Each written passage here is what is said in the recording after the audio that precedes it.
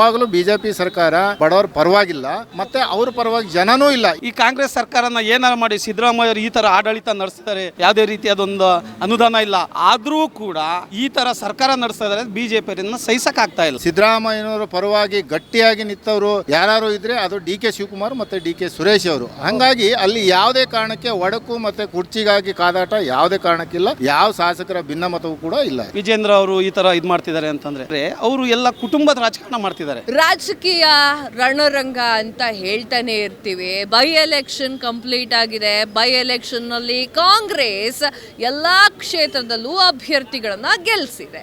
ಹಾಗೆ ಇವತ್ತು ನನ್ನ ವಿಚಾರ ಏನು ಅಂತಂದ್ರೆ, ಇನ್ನು 3 ವರ್ಷ ಅಧಿಕಾರ ಇದೆ.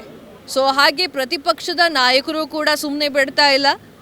ಆಡಳಿತ ಪಕ್ಷದವರ ಮೇಲೆ ಒಂದಲ್ಲ ಒಂದು ವಿಚಾರವಾಗಿ ಮಾತನಾಡ್ತಾ ಇದ್ದಾರೆ. ಪ್ರತಿಭಟನೆಗಳು ಕೂಡ ನಡೀತಾ ಇದೆ. ಸೊ ಜನಸಾಮಾನ್ಯರು ಏನು ಹೇಳ್ತಾರೆ? ಬಿಜೆಪಿಯಲ್ಲಿ ಒಳಜಗಳ ಕಾಣಿಸ್ತಾ ಇದೆ. ಯತ್ನಾಳ್ ಅವರು ಒಂದೊಂದೇ ಟೀಕೆಗಳನ್ನು ವಿಜೇಂದ್ರ ಅವರ ವಿರುದ್ಧವಾಗಿ ಮಾಡ್ತಾ ಇದ್ದಾರೆ. ವಿಜೇಂದ್ರ ಅವರು ಕೂಡ ಇದ್ರ ಬಗ್ಗೆ ಕೌಂಟ್ರ್ ಕೊಡ್ತಾ ಇದ್ದಾರೆ. ಬಿಜೆಪಿ ವಿಚಾರ ಹಾಗಾದರೆ, ಅಥವಾ NDA ಪಕ್ಷದ ವಿಚಾರ ಹಾಗಾದರೆ, ಕಾಂಗ್ರೆಸ್ನಲ್ಲಿ ಒಂದೇ ಕುರ್ಚಿ ಇರೋದು, ನಾನು ಕೂತ್ಕೊಂತೀನಿ ಅನ್ನುವಂತಹ ಕಿತ್ತಾಟಗಳು ಕೂಡ ಇದೆ. ಇದರ ನಡುವೆ ಮೂಡಾ ಹಗರಣ, ವಕ್ಫ್ ವಿವಾದ, ವಾಲ್ಮೀಕಿ ಹಗರಣ, ಕೋವಿಡ್ ಪ್ರಕರಣ, ಕೋವಿಡ್ ಹಗರಣ ಇದೆಲ್ಲದೂ ಕೂಡ ಆಗಾಗ ಸದ್ದು ಮಾಡ್ತಾ ಇದೆ. ಸೊ ಕರ್ನಾಟಕದಲ್ಲಿ ಇರುವಂಥವರು ಈ ಒಂದು ರಾಜಕೀಯದ ಬಗ್ಗೆ, ಅದರಲ್ಲೂ ಕೂಡ ಕರ್ನಾಟಕದ ರಾಜಕೀಯದ ಬಗ್ಗೆ ಏನು ಹೇಳ್ತಾರೆ ಅಂತ ಕೇಳೋಣ. ಸರ್ ನಮಸ್ತೆ. ಸರ್ ನಮಸ್ತೆ ಮೇಡಮ್. ನಿಮ್ಮ ಹೆಸರು? ಇಸ್ಮಾಯಿಲ್ ಅಂತಂದು, ಓಕೆ. ಶಿವಮೊಗ್ಗ ಗ್ರಾಮಾಂತರ ಕ್ಷೇತ್ರ. ಏನಪ್ಪ ಅಂತಂದರೆ ನೀವೇನು ಪ್ರಶ್ನೆ ಕೇಳ್ತಾ ಇದ್ದೀರಿ ಅಂತ ನನ್ನ ಪ್ರಶ್ನೆ ಇಷ್ಟೇ ಸರ್. ಓವರ್ ಆಲ್ ರಾಜಕೀಯ, ಕರ್ನಾಟಕದ ರಾಜಕೀಯವನ್ನು ನೋಡ್ತಾ ಇದ್ದರೆ ಏನು ಅನಿಸ್ತಿದೆ ಮೇಡಮ್? ನಮಗೆ ಈಗಿನ ವಾತಾವರಣದಲ್ಲಿ ಕಾಂಗ್ರೆಸ್ ಪಕ್ಷ ಭಾಳ ಉತ್ತಮ ಅಂತ ಹೇಳ್ತಾ ಇದೆ. ಯಾಕೆ ಅಂತಂದರೆ ಇಷ್ಟು ವರ್ಷ 70 ವರ್ಷ ಕಾಂಗ್ರೆಸ್ ಪಕ್ಷ ಆಡಳಿತ ಬಂದಾಗ ಈಗ ಕಿತ್ಮೆ ಮಾಡ್ಕೊಂಡು ಇಡೀ ನಮ್ಮ ರಾಜ್ಯದಲ್ಲಿ ಹೋದ ಸಲ ನೀವೇ ಗೊತ್ತಿದ್ದು 80 ಸೀಟ್ ತಗೊಂಡು BJPಯವರು, ಅದರಲ್ಲಿ 13 ಸೀಟನ್ನು ಕಾಂಗ್ರೆಸ್ನ ಹೊರತುಪಡಿಸಿ ಅವರು ಸರ್ಕಾರ ಮಾಡಿರತಕ್ಕಂಥದ್ದು. ಅದನ್ನು ಅವರಿಗೆ ಸಹಿಸೋಕ್ಕೆ ಆಗ್ತಾ ಇಲ್ಲ. ಯಾರಿಗೆ? BJPಯವರಿಗೆ ಸಹಿಸೋಕ್ಕೆ ಆಗ್ತಾ ಇಲ್ಲ. ಆದರೂ ಕೂಡ ಈಗ ನಾವು ಮತ್ತೆ ಆಪರೇಷನ್ ಕಮಲ ಮಾಡಬೇಕು ಅಂತಂದು ಹೋಗಿದ್ದಾರೆ. ಆದರೆ ಕಾಂಗ್ರೆಸ್ಸಲ್ಲಿ ಆ ಥರದವ್ರು ಯಾರು MLA ಇಲ್ಲ ಅಂತಂದು ನಾನು ಹೇಳ್ಕೊಳಕ್ಕೆ ಇಷ್ಟಪಡ್ತೀನಿ ಮೇಡಮ್. ಓಕೆ. ಕಾಂಗ್ರೆಸ್ ಚೆನ್ನಾಗಿ ಅಧಿಕಾರವನ್ನ ಮಾಡ್ತಾ ಇದೆ ಅನ್ನೋದ್ರ ಬಗ್ಗೆ ಒಂದಿಷ್ಟು ವಿಚಾರಗಳನ್ನು ಹೇಳಿದ್ರೆ, ಸರ್ ಕಾಂಗ್ರೆಸ್ ಅವರು ಕೂಡ ಎಲ್ಲೋ ಒಂದು ಕಡೆ ಎಡವಿದ್ದಾರೆ ಅಂತ ನನ್ನ ಅನಿಸಿಕೆ. ಯಾಕಂತಂದರೆ ಮೂಡಾ ಹಗರಣ ಬೆಳಕಿಗೆ ಬಂತು, ವಾಲ್ಮೀಕಿ ಹಗರಣ ಬೆಳಕಿಗೆ ಬಂತು, ವಕ್ಫ್ ವಿವಾದದ ಅಲೆಯಲ್ಲಿ ಕಾಂಗ್ರೆಸ್ ಅವರಿದ್ದಾರೆ. ಈಗ ಏನಾಗಿದೆ ಅಂತಂದರೆ BJPಯವರಿಗೆ ಒಂದು ಕಾರಣ ಬೇಕು, ಏನಾರ ಒಂದು ಕಾರಣ ಹುಡುಕ್ಲೇಬೇಕು. ಅವ್ರನ್ನ ತೆಗಿಬೇಕು ಅನ್ನೋದೊಂದು ಕಾರಣ ಅವರು ಹುಡುಕ್ತಾನೆ ಇದ್ದಾರೆ. ಈಗ ನೋಡಿ, ನಾನೊಂದು ಸಂಸಾರದ ಲೆಕ್ಕಾಚಾರಕ್ಕೆ ಬಂದರೆ ಒಂದು ಮಂತಂದಲ್ಲಿ ಈಗ ಸಾಂಬಾರು ಅಡುಗೆ ಮಾಡೋ ಟೈಮಿಗೆ ಅದಕ್ಕೆ ಉಪ್ಪು ಬೇಕು, ಹುಳಿ ಬೇಕು. ಉಪ್ಪು ಹುಳಿ ಹಾಕಲಿಲ್ಲ ಅಂತಂದರೆ ಅದು ಟೇಸ್ಟ್ ಬರೋದಿಲ್ಲ. ಆ ಉದ್ದೇಶಕ್ಕಾಗಿ ಇವರು ಈ ಕಾಂಗ್ರೆಸ್ ಸರ್ಕಾರನ ಏನಾರು ಮಾಡಿ ಸಿದ್ದರಾಮಯ್ಯರು ಈ ಥರ ಆಡಳಿತ ನಡೆಸ್ತಾರೆ, ಯಾರಿಗೂ MLA ಫಂಡ್ ಕೊಡ್ತಾ ಇಲ್ಲ, ಅದು ಏನು ಯಾವುದೇ ರೀತಿಯಾದೊಂದು ಅನುದಾನ ಇಲ್ಲ, ಆದರೂ ಕೂಡ ಈ ಥರ ಸರ್ಕಾರ ನಡೆಸ್ತಾ ಇದ್ದಾರೆ. BJPಯವರನ್ನು ಸಹಿಸೋಕ್ಕಾಗ್ತಾ ಇಲ್ಲ. ಇವತ್ತು ಆವಾಗಲೇ ನೀವು ಹೇಳಿದ್ರಿ ವಿಜೇಂದ್ರ ಅವರು ಈ ಥರ ಇದು ಮಾಡ್ತಿದ್ದಾರೆ ಅಂತಂದರೆ, ಆದರೆ ಅವರು ಎಲ್ಲ ಕುಟುಂಬದ ರಾಜಕಾರಣ ಮಾಡ್ತಿದ್ದಾರೆ. ದೇವೇಗೌಡರ ಕುಟುಂಬ ಆಗಿರ್ಬೋದು, ಯಡಿಯೂರಪ್ಪರ ಕುಟುಂಬ ಆಗಿರ್ಬೋದು. ಇವತ್ತು ನೋಡ್ರಿ, ಮೊನ್ನೆ ನಮ್ಮ ಯೋಗೇಶ್ವರ, ನಮ್ಮ ಇದಕ್ಕೆ ಯಾವುದದು ಯಾವ ಕ್ಷೇತ್ರ ಸರ್, ಒಂದು ನಿಮಿಷ, ಕಾಂಗ್ರೆಸ್ಸಲ್ಲಿ MLA ಆದವರು ಮಕ್ಕಳನ್ನ MLA ಕ್ಯಾಂಡಿಡೇಟಿಗೆ ನಿಲ್ಲಿಸೇ ಇಲ್ವಾ ಸರ್? ಅಲ್ಲಲ್ಲ, ನಿಲ್ಲಿಸ್ತಾರೆ ಮೇಡಮ್. ಅದು ಏನಾಗಿದೆ? ಕುಟುಂಬ ರಾಜಕಾರಣ ಅಲ್ಲಲ್ಲ ನೋಡ್ರಿ, ಯಾರೋ ಒಬ್ಬರನ್ನ ಮಾಡ್ತಿದ್ದಾರೆ ಅಂತಂದರೆ ಆ ಥರದವ್ರಿಲ್ಲ. ಇವತ್ತು ನೋಡಿ, ನೀವು ನಂಬ್ತಿರೋ ಬಿಡ್ತಿರೋ, ನಾನೊಬ್ಬ ಸಾಮಾನ್ಯ ಹಳ್ಳಿಯಲ್ಲಿ ಹುಟ್ಟಿರ್ತಕ್ಕಂಥ ಮನುಷ್ಯ. ನಾನು ಇವತ್ತು ಬೆಂಗಳೂರು ಸಿಟಿಗೆ ನಾನು ಬಂದಿದ್ದೀನಿ ಅಂತಂದರೆ ಅದಕ್ಕೆ ನಮ್ಮ ಡಾಕ್ಟರ್ ಶ್ರೀನಿವಾಸ್ ಅವ್ರು ಕರಿಯಣ್ಣರದು ನನಗೆ ಭಾರಿ ಆಶೀರ್ವಾದ. ಯಾಕೆ ಅಂತಂದರೆ ನಾನು ಮಾಮೂಲಿಯಾಗಿ ಒಬ್ಬ ದನ ಕಾಯೋಂಥ ಮನುಷ್ಯ. ನಾನು ಕಾಂಗ್ರೆಸ್ ಪಕ್ಷದಲ್ಲಿ ಅದು ತತ್ವ, ಸಣ್ಣರನ್ನ ಮೇಲೆ ಬೆಳೆಸ್ಬೇಕು ಅನ್ನೋದು ಒಂದು ತತ್ವ ಇರುತ್ತೆ. ಹಾಗಾಗಿ ಅವ್ರು ಏನು ಮಾಡ್ತಾರೆ, ಕಾಂಗ್ರೆಸ್ ಪಕ್ಷದವರು ಮೇಲ್ಮಟ್ಟಕ್ಕೆ ತರಕ್ಕೆ ಇಷ್ಟಪಡ್ತಾರೆ. ಆದರೆ BJPಯವ್ರು ಯಾಕೆ ಮಾಡಲ್ಲ? ಆ ಥರದ್ದವರು ಅವ್ರು ಕಿತ್ಮೆ ಮಾಡ್ತಾ ಇರ್ತಾರೆ. ಏನು ಬೇಕದು? ಇವತ್ತು ವಕ್ಫ್ ಬೋರ್ಡಿಂದ ಇರ್ಬೋದು, ವಕ್ಫ್ ಬೋರ್ಡಿಂದ ಯಾರ್ದು ಆಸ್ತಿ ಅದು? ಅವ್ರಿಗೆ ದಾನ ಕೊಟ್ಟಿರ್ತಕ್ಕಂಥ ಆಸ್ತಿ ಅದು. ಅದು ಅವರನ್ನು ಅದು ಉಪಯೋಗ ಪಡ್ಕೊಂಡು ಈಗ ಅವ್ರನ್ನ ಬೇಳೆಕಾಳು ಬೇಯಿಸ್ಕೊಳಕ್ಕೋಸ್ಕರ ಆ ಥರ BJPಯವ್ರು ಮಾಡ್ತಿದ್ದಾರೆ ಮೇಡಮ್ ಅವರೇ. ಓಕೆ. ವಕ್ಫ್ ವಿವಾದದ ಬಗ್ಗೆ ನೀವು ಮಾತನಾಡಿದ್ದಕ್ಕೆ ನಾನು ಚಕಾರ ಎತ್ತುವಂತಹ ಪರಿಸ್ಥಿತಿ. ಸರ್, ನಾನು ಆಲ್ಮೋಸ್ಟ್ ಆಲ್ 1 ವಾರ ಅನಿಸುತ್ತೆ ಸರ್ ಈ ವಕ್ಫ್ ವಿವಾದದ ಬಗ್ಗೆ ಆಲ್ಮೋಸ್ಟ್ ಆಲ್ ಎಲ್ಲ ಅಡ್ವೊಕೇಟ್ಸ್, ಎಲ್ಲ ರಾಜಕೀಯ ನಾಯಕರನ್ನು ಕೂಡ ಮಾತಾಡ್ಸ್ಕೊಬಂದೆ. ನಿಮಗೆ ಅನ್ಸುತ್ತಾ ವಕ್ಫ್ ವಿವಾದ ಇಲ್ಲಿಗೆ ಎಂಡ್ ಆಗುತ್ತೆ ಅಂತ ಹೇಳಿ? ಆ್ಯಂಡ್ ಕೇಂದ್ರ ಸರ್ಕಾರ ಒಂದು ಚಿಂತನೆ ಕೂಡ ನಡೆಸಿದೆ, ಅದು ಕೂಡ ವಕ್ಫ್ ಕಾಯ್ದೆ ತಿದ್ದುಪಡಿ ಈ ಒಂದು ಚಳಿಗಾಲದ ಅಧಿವೇಶನದಲ್ಲಿ ಆಗುತ್ತೆ ಅನ್ನುವಂಥದ್ದು. ಖಂಡಿತ ಆಗುತ್ತೆ ಮೇಡಮ್, ಖಂಡಿತ ತಿದ್ದುಪಡಿ ಆಗುತ್ತೆ. ನೋಡಿ ಮೇಡಮ್, ಈಗ ಅದು ಬಯಲದ ಪ್ರಕಾರ ಏನು ಮಾಡಬೇಕು ಅನ್ನೋದು ಅವ್ರಿಗೆ ಗೊತ್ತಿರುತ್ತೆ. ಕಾನೂನು ಪ್ರಕಾರವಾಗಿ ಆ ಉದ್ದೇಶಕ್ಕೆ ಅದು ಮಾಡ್ತಾರೆ ಅನ್ನೋ ನಂಬಿಕೆ ನಮಗಿದೆ. ಸರ್ ಒಂದೇ ನಿಮಿಷ ಹೀಗೆ ರೀ. ಸರ್ ನಮಸ್ತೆ ಸರ್. ನಮಸ್ಕಾರ. ಓಕೆ, ನನ್ನ ಹೆಸರು MK ರಮೇಶ್ ಅಂತೇಳಿ, ಶಿವಮೊಗ್ಗ ಗ್ರಾಮಾಂತರ ಬ್ಲಾಕ್ ಅಧ್ಯಕ್ಷರು ನಾನು. ಓಕೆ, ನನಗೆ ಏನು ಅಂತಂದರೆ ಸರ್, ನನಗೇನು ಅಂತಂದರೆ ನನಗೆ ಯಾವುದೋ ಒಂದು ವಿವಾದದ ಬಗ್ಗೆ ಅಥವಾ ಕಾಂಗ್ರೆಸ್ಸಲ್ಲಿ ಕುರ್ಚಿ ಕಚ್ಚಾಟದ ಬಗ್ಗೆ ಅಥವಾ BJPಯ ಒಳ ಜಗಳದ ಬಗ್ಗೆ ಕೇಳೋಕೆ ಇಷ್ಟ ಇಲ್ಲ. ನನ್ನ ಓವರ್ ಆಲ್ ಏನು ಅಂದರೆ ಕರ್ನಾಟಕದಲ್ಲಿ ನಿಮಗೆ ಕರ್ನಾಟಕದ ರಾಜಕಾರಣ ಇಷ್ಟ ಆಗ್ತಿದೆಯಾ ಅಂತ ಕೇಳ್ತಾ ಇರೋದು. ಖಂಡಿತ ಮೇಡಮ್, ಇದು ಸಿದ್ದರಾಮಯ್ಯ ಮತ್ತು DK ಶಿವಕುಮಾರ್ ಅವರ ಜೋಡೆತ್ತಿನ ಸರ್ಕಾರ ಇದೆ. ಅಂದರೆ ಆಡಳಿತ ಪಕ್ಷ ಆಗಿರಬಹುದು ಅಥವಾ ಪ್ರತಿಪಕ್ಷ ಆಗಿರ್ಬೋದು, ಯಾವುದಾದ್ರು ಅಲ್ಲ. ಈಗ ಏನಾಗಿದೆ, ಸರ್ಕಾರ ಸುರಕ್ಷಿತವಾಗಿ ನಡೆಸೋದಕ್ಕೆ ಬಿಡ್ತಾ ಇಲ್ಲ ಅನ್ನೋದೊಂದು ಕಾರಣ ಬಿಟ್ಟರೆ ಸರ್ಕಾರ ಮಾಡೋ ಅಂಥವ್ರು ಕರೆಕ್ಟಾಗಿ ಮಾಡ್ತಿದ್ದಾರೆ. ಇದು ರಾಜಕಾರಣ ಅಂತ ಏನು ನಾವು ಈ ಶಬ್ದ ಇದೆ, ಇದರಲ್ಲಿ ರಾಜಕಾರಣ ವಿರೋಧ ಪಕ್ಷದವ್ರಿಗೆ ಹುಡುಕೋ ಅಂಥದ್ದೇ ಉದ್ದೇಶ ಇರುತ್ತೆ.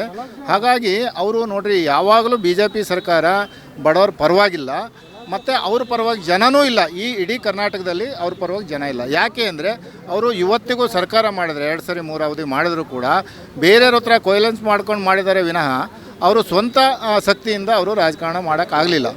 ಒಂದು ಸರಿ ದಳದವರು ಕುಮಾರಸ್ವಾಮಿ ಅವ್ರ ಜೊತೆಗೆ ಮಾಡಿದರು, ಮತ್ತೊಂದು ಸರಿ ಈಗ ಕುಮಾರಸ್ವಾಮಿ ಮತ್ತು ಕಾಂಗ್ರೆಸ್ನವರು ಕೊಯ್ಲೆನ್ಸ್ ಮಾಡಿಕೊಂಡು ಸರ್ಕಾರ ಮಾಡುವಾಗ ಅದನ್ನು ಒಡೆದಾಳಿ ದುಡ್ಡಿನ ಆಮಿಷದ ಮೇಲೆ ಅವರು ಒಬ್ಬೊಬ್ಬ ಶಾಸಕರಿಗೆ 50 ಕೋಟಿ 100 ಕೋಟಿ ಆಮಿಷ ಒಡ್ಡಿ ಸರ್ಕಾರವನ್ನು ಒಡೆದು ಆಳಿ ಅವರು ಸರ್ಕಾರ ಮಾಡಿದರು. ಹಾಗಾಗಿ ಅವರಿಗೆ ಬಡವರ ಪರವಾಗಿ ಅವರಿಗೆ ಆಸಕ್ತಿ ಇಲ್ಲ. ಇದು ಬಡವರ ಪರವಾಗಿ ಆಸಕ್ತಿ ಇರೋದ್ರಿಂದ ಈ ರಾಜ್ಯದ ಜನ ಕಾಂಗ್ರೆಸ್ಸಿನ ಪರವಾಗಿ ಇದ್ದು ಕಾಂಗ್ರೆಸ್ಸಿಗೆ ಬಹುಮತ ಕೊಟ್ಟು ಅವರ ನಿರೀಕ್ಷೆಗಿಂತ ಮೀರಿ ಶಾಸಕರನ್ನು ಕೊಟ್ಟಿದೆ. ಹಾಗಾಗಿ ಸರ್ಕಾರ ಉತ್ತಮವಾಗಿ ನಡೆಸ್ತಾರೆ ಅಂತಲೇ ಅಲ್ವಾ ಅಲ್ಲಿಗೆ. ಒಂದು ನಿಮಿಷ ಸರ್, ಕಾಂಗ್ರೆಸ್ ಪಕ್ಷ ಅಧಿಕಾರಕ್ಕೆ ಬಂದಿದೆ, 1.5 ವರ್ಷ ಆಗ್ತಾ ಬಂತು. ಸೊ ನನ್ನ ಪ್ರಶ್ನೆ ಇಷ್ಟೇ, ಕಾಂಗ್ರೆಸ್ನಲ್ಲಿ ಒಂದೇ ಒಂದು ವಿವಾದ ಬರ್ತಾ ಇರೋದು ಈಗ ಸದ್ಯಕ್ಕೆ. ತುಂಬ ವಿವಾದಗಳು ಅಥವಾ ತುಂಬ ಪ್ರಕರಣಗಳು ಬಂದಿರ್ಬೋದು, ಅದು ಸೆಕೆಂಡರಿ, ಅದನ್ನು ಆಮೇಲೆ ಮಾತಾಡೋಣ. ಸೊ ಇದಕ್ಕೆ ಬಂದಿರೋದು ಇಷ್ಟೇ, ಕುರ್ಚಿಗಾಗಿ ಕಚ್ಚಾಟ. DK ಶಿವಕುಮಾರ್ ಅವರು ನನಗೆ ಆ ಕುರ್ಚಿ ಬೇಕು ಅಂತಿದ್ದಾರೆ, ಸಿದ್ದರಾಮಯ್ಯ ಅವರು ಎದ್ದೇಳಕ್ಕೆ ಇಷ್ಟಪಡ್ತಾ ಇಲ್ಲ.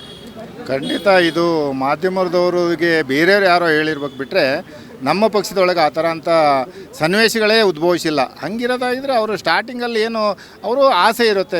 ಈಗ DK ಶಿವಕುಮಾರ್ ಅವರು ಕೂಡ ಅವರ ಶಕ್ತಿ ಮೀರಿ ಸಂಘಟನೆ ಮಾಡಿ ಪಕ್ಷನ ಅಧಿಕಾರಕ್ಕೆ ತಂದಿದ್ದಾರೆ.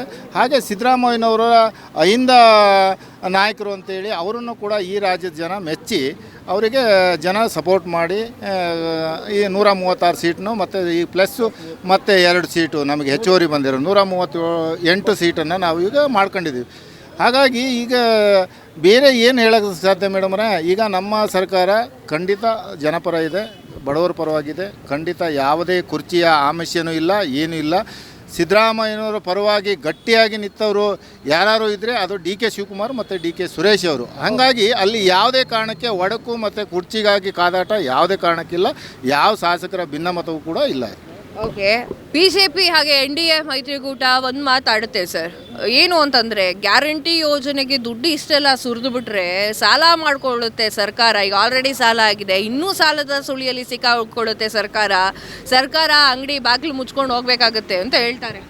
ಖಂಡಿತ ಇಲ್ಲ ಮೇಡಮರೇ, ಇವರು BJPಯವರು ಆ ಒಂದು ಕಾಮಗಾರಿಲಿ ಏನು ಲಂಚ 40% ತಗೊಳ್ತಿದ್ರಲ್ಲ, ಆ ಲಂಚದ ಹಣದಲ್ಲಿ ನಾವು ಇವತ್ತು ಅಂಥ ಲಂಚವನ್ನು ಯಾವುದೇ ಕಾರಣಕ್ಕೆ ಯಾರ ಶಾಸಕರು ಕೂಡ ಮಾಡಬಾರ್ದು.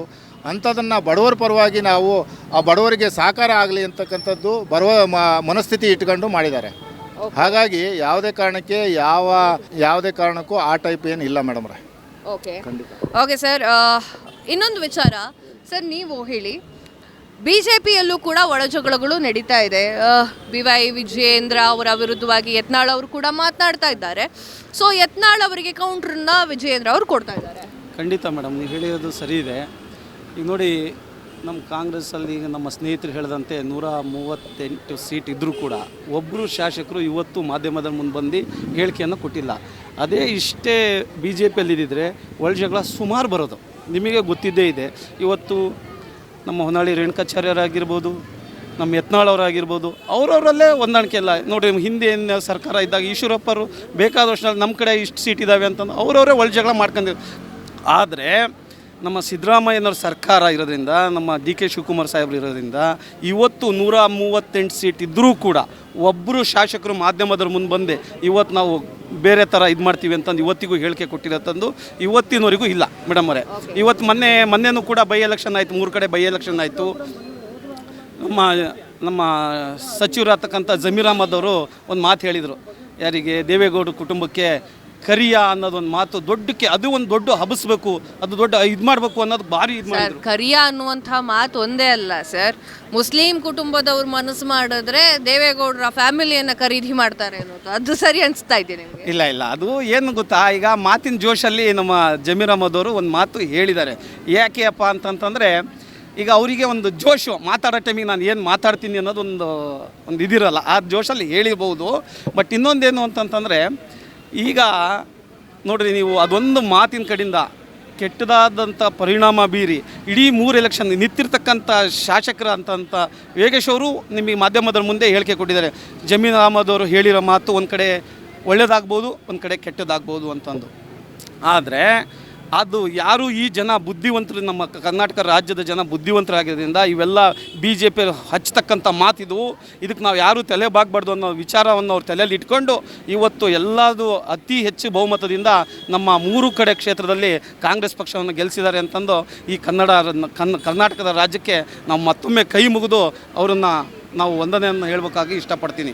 ಯಾಕೆ ಅಂತಂದರೆ ಮೇಡಮ್ ಅವರೇ, ಇವತ್ತು ನೋಡಿರಿ ಎಂತೆಂಥವು ಬೇಗ ಇಡೋದು ಬೇಳದ ಮಾತುಗಳು ಬೇಜಾನ್ ಹೇಳ್ತಾರೆ ಯಾರು ಬಿ ಜೆ ಪಿಯವ್ರ ಕಡೆಯಿಂದ. ಆದರೆ ಅವಕ್ಕೆಲ್ಲ ಮಾತಿಗೆ ತಲೆ ಕೊಡ್ಲಂಗೆ ಇವತ್ತು ಕಾಂಗ್ರೆಸ್ ಪಕ್ಷಕ್ಕೆ ಮತ ಹಾಕಿದ್ದಾರೆ ಅಂದರೆ ನಮ್ಮ ಸಿದ್ದರಾಮಯ್ಯರಾಗಿರ್ಬೋದು, ಡಿ ಕೆ ಶಿವಕುಮಾರ್ ಅವರು ಮಾಡ್ತಕ್ಕಂಥ ಕೆಲಸ ಏನಾಗಿರ್ಬೋದು ಅನ್ನೋದು ನಮ್ಮ ಕನ್ನಡ ಜನಕ್ಕೆ ಗೊತ್ತಾಗುತ್ತೆ ಅಂತ ನಾನು ಓಕೆ ಸರ್. ಓಕೆ ಸರ್, ನನ್ನ ಕೊನೆಯ ಪ್ರಶ್ನೆ ಇಷ್ಟೇ. ಈಗ ಕಾಂಗ್ರೆಸ್ ಸರ್ಕಾರ ಆಡಳಿತದಲ್ಲಿದೆ, ಸೊ ಒಂದು 10 ಮಾರ್ಕ್ಸ್ ಅಂತ ಅಂದ್ಕೊಳ್ಳಿ, ಎಷ್ಟು ಮಾರ್ಕ್ಸ್ ಕೊಡ್ತೀರಾ? 10ರಲ್ಲಿ 99 ಕೊಡ್ತೇನೆ ಸರ್. 9 ಕೊಡ್ತೀರಾ? 9 ಕೊಡ್ತೀನಿ. ಓಕೆ, 1% ಯಾಕೆ ಬಿಟ್ಬಿಟ್ರಿ ಸರ್? 1% ಇರ್ತಾ ಇಲ್ಲ, ರಾಜಕಾರಣದಲ್ಲಿ ಲೋಪದೋಷಗಳು ಇದ್ದೇ ಇರುತ್ತೆ. ಸರ್, ನೀವು ಎಷ್ಟು ಕೊಡ್ತೀರಾ ಸರ್ 10 ಮಾರ್ಕ್ಸಲ್ಲಿ? ಈಗ ಆಡಳಿತ ಹೇಗೆ ನಡೀತಿದೆ ಅಂತ ಕೇಳಿದ್ರೆ ಎಷ್ಟು ಮಾರ್ಕ್ಸ್ ಕೊಡ್ತೀರಾ? ಮೇಡಮ್, ನಾವು ಈಗಿರ್ತಕ್ಕಂಥ ಆಡಳಿತ ಪಕ್ಷಕ್ಕೆ ನಾವು 10ಕ್ಕೆ 10 ಮಾರ್ಕ್ಸ್ ಕೊಡೋಕ್ಕೆ ಇಷ್ಟಪಡ್ತೀನಿ ಮೇಡಮ್. ಲೋಪದೋಷಗಳೇ ಇಲ್ಲ ಹಾಗಾದ್ರೆ? ಅಲ್ಲಲ್ಲ, ಕೆಲವೊಂದು ನೋಡ್ರಿ ಮೇಡಮ್, ಹಾಲಿಗೆ ಹುಳೆ ಹಾಕ್ಲಿಲ್ದ್ರೆ ಹೆಪ್ಪೆ ಆಗಕ್ಕೆ ಸಾಧ್ಯ ಇಲ್ಲ. ಹುಡ್ಕಂತ ಹೋದರೆ ಬೇಕಾದಷ್ಟು ಇರ್ಬೋದು. ನಾನು ಹಳ್ಳಿ ಇದರಲ್ಲಿ ಹೇಳ್ತಾ ಇದ್ದೀನಿ ನಿಮಗೆ, ಹಾಲು ಬೆಳ್ಳಗೆ ಇರುತ್ತೆ ಏನ್ರಿ ಮೇಡಮ್ ಅವರೇ, ಹಾಲು ಬೆಳ್ಳಗೆ ಇರುತ್ತೆ. ಹಾಗೆ ಹಾಲಿಟ್ಟರೆ ಹಾಲಿಗೆ ಹುಳೆ ಹಿಂಡ್ದಾಗೆ ತಾನೇ ಮೊಸರಾಗೋದು, ಮಜ್ಜಿಗೆ ಬರೋದು, ಬೆಣ್ಣೆ ಬರೋದು, ತುಪ್ಪ ಬರೋದು, ಹಾಗೆ ಅವೆಲ್ಲ ಇದ್ದಿದೆ ಸರ್ಕಾರದಲ್ಲಿ. ಅದಕ್ಕೆ ಏನು ತೊಂದರೆ ಇಲ್ಲ ಅಂತ ನಾನು ಹೇಳಕ್ಕೆ ಇಷ್ಟಪಡ್ತೀನಿ. Thank you sir, thank you so much. ವೀಕ್ಷಕರೇ, ಇದಿಷ್ಟು ಆಗಿತ್ತು ಕರ್ನಾಟಕದ ಜನತೆ BJPಯ ಒಳಜಗಳ ಹಾಗೂ ಕಾಂಗ್ರೆಸ್ಸಿನ ಕುರ್ಚಿ ಕಿತ್ತಾಟದ ಬಗ್ಗೆ ಆಡಿರುವಂತಹ ಮಾತು. ಆ್ಯಂಡ್ ಇವರು 1.5 ವರ್ಷದಲ್ಲಿ ಸಿದ್ದರಾಮಯ್ಯ ಅವರ ಸರ್ಕಾರಕ್ಕೆ ಎಷ್ಟು ಮಾರ್ಕ್ಸ್ ಕೊಟ್ಟಿದ್ದಾರೆ ಅಂತಲೂ ಕೂಡ ಅವರು ಹೇಳಿದ್ದಾರೆ. ಕ್ಯಾಮ್ರಾ ಪರ್ಸನ್ ಪುನೀತ್ ಜೊತೆ ನಾನು ಕಾವ್ಯ ಹೆಗ್ಡೆ, ಕರ್ನಾಟಕ ಟಿವಿ, ಬೆಂಗಳೂರು.